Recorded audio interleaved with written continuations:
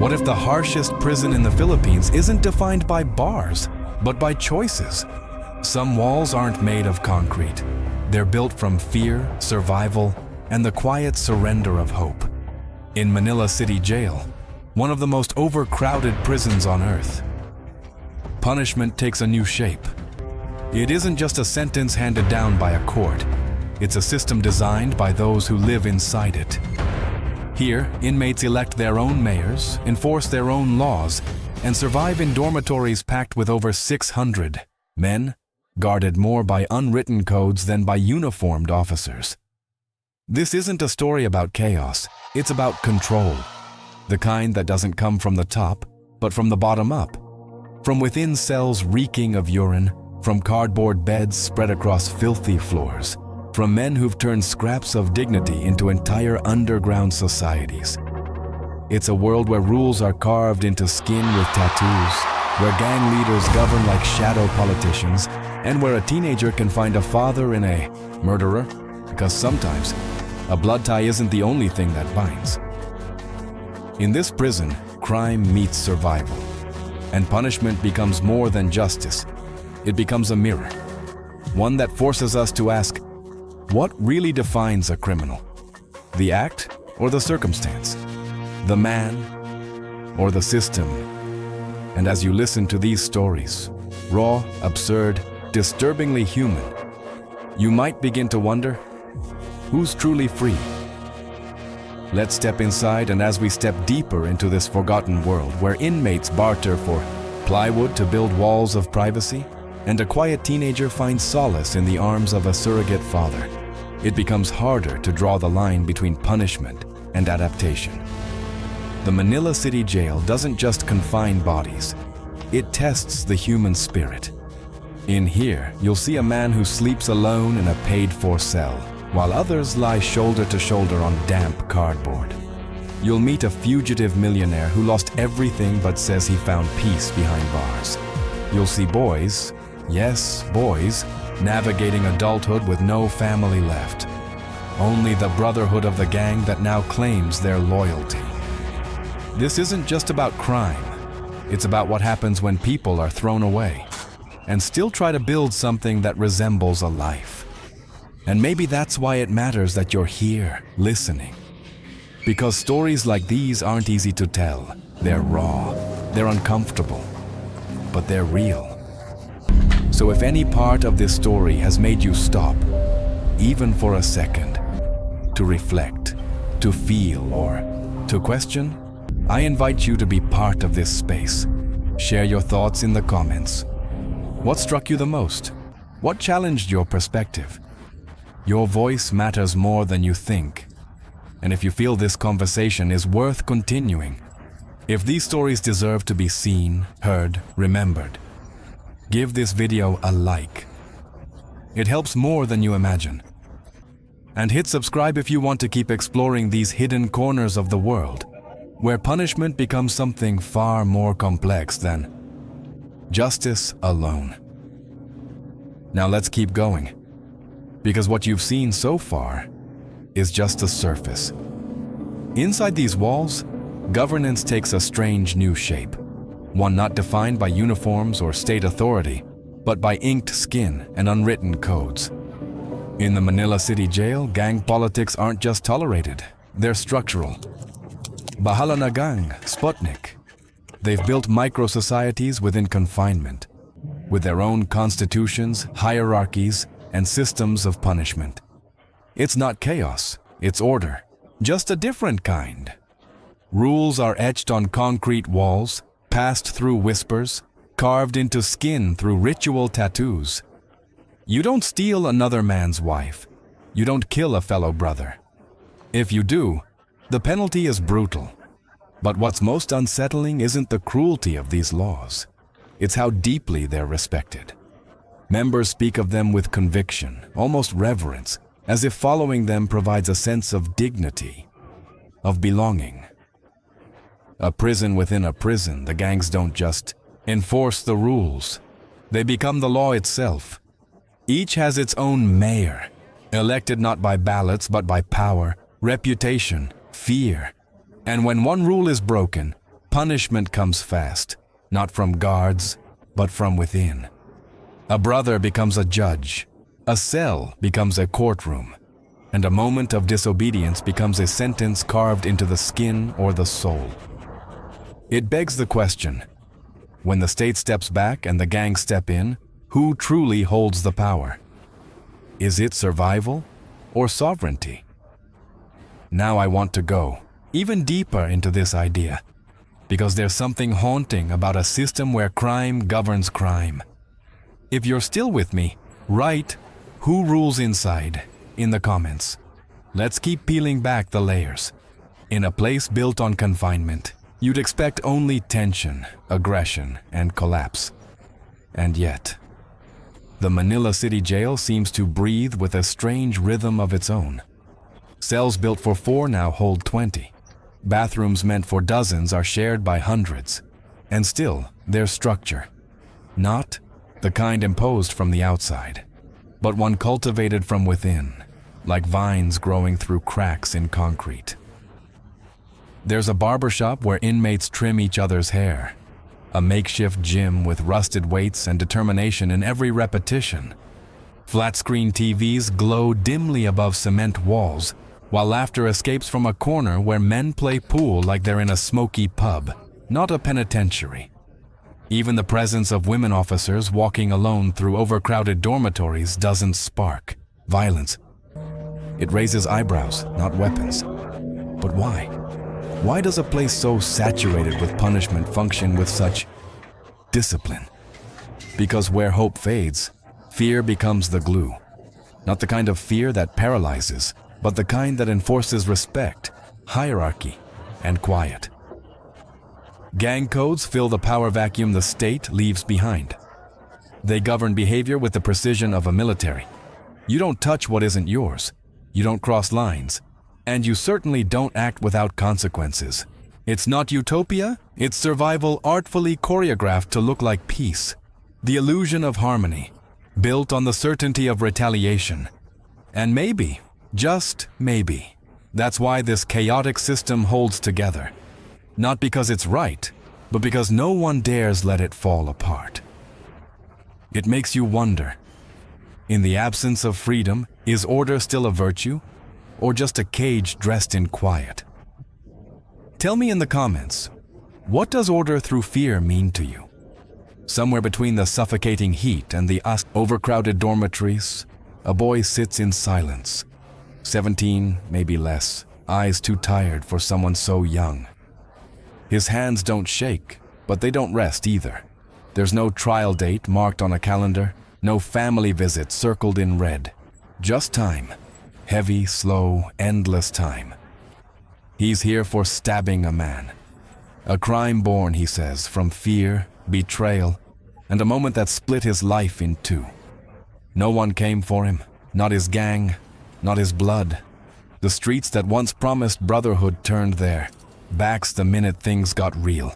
But somehow, amidst the chaos, a different kind of bond formed. A cellmate, older, tougher, and oddly gentle, took him in like a son. Shared food, covered for him, protected him, gave him something this place rarely offers: significance. And it's in moments like this that punishment begins to morph. It stops being a tool of the law and becomes something more primal. A twisted rite of passage.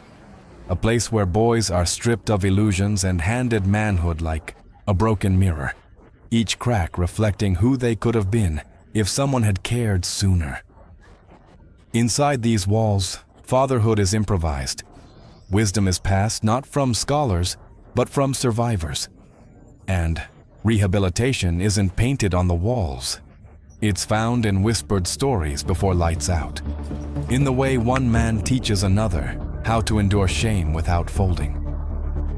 There's a strange alchemy in watching pain turn into guidance, regret into responsibility, and somewhere in that, maybe, hope sneaks in, not loudly, but like a breath held too long. Now I want to hear from you. Drop the word mirror in the comments if something here made you pause.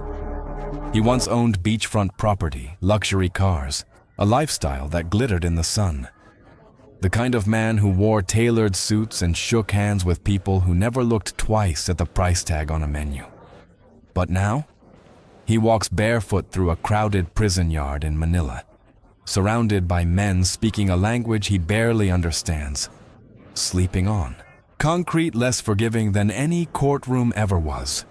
His name isn't whispered like a legend here.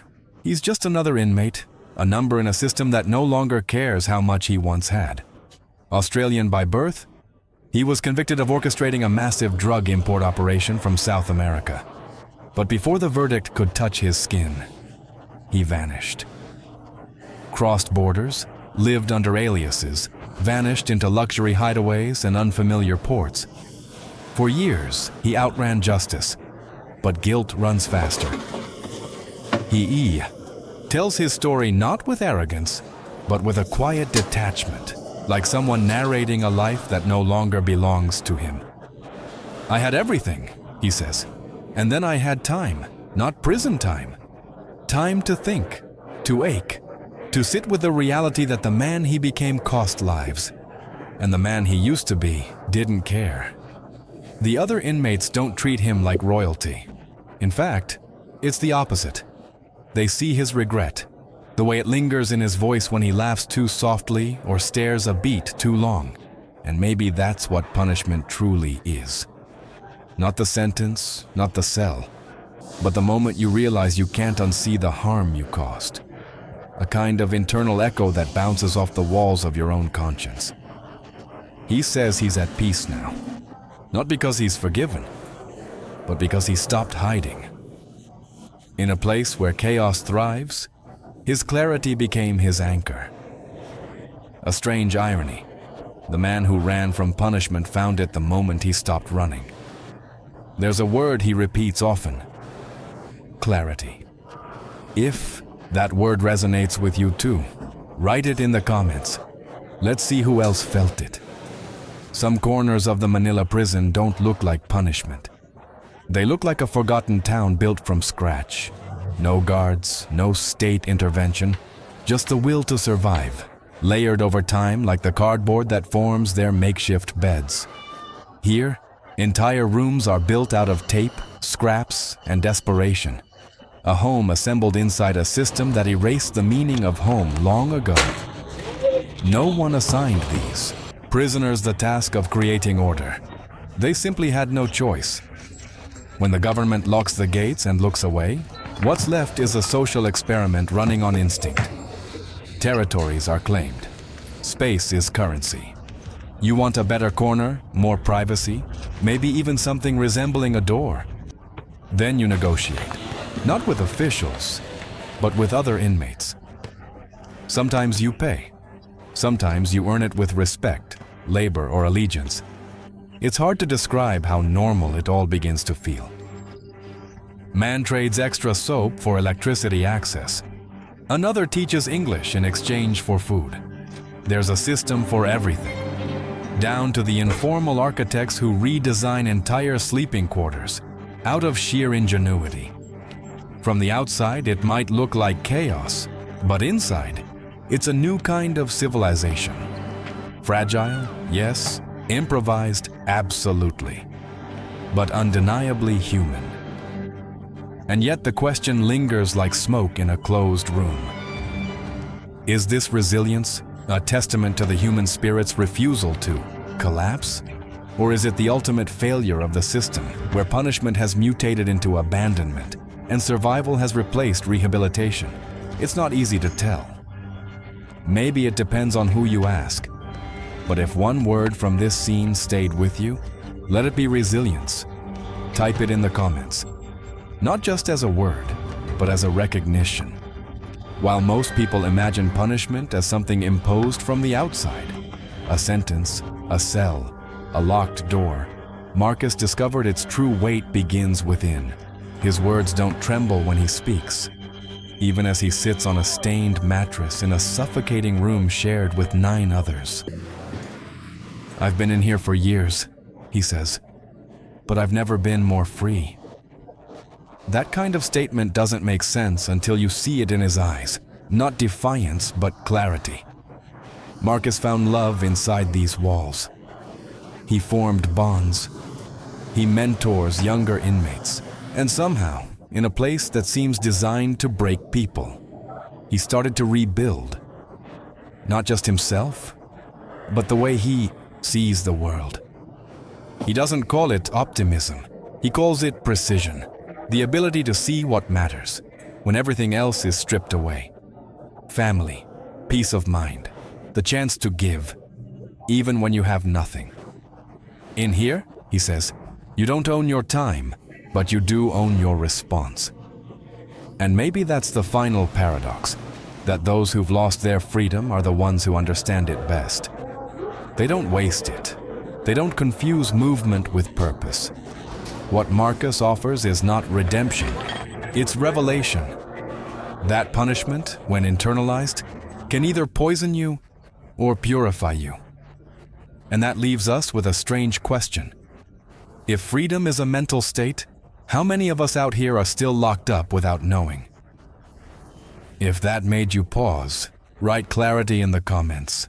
Let's see how many of us are waking up. If you made it all the way here, maybe something in this story stirred something in you. Maybe it wasn't just about a prison in Manila. Maybe it was about the invisible walls we all carry.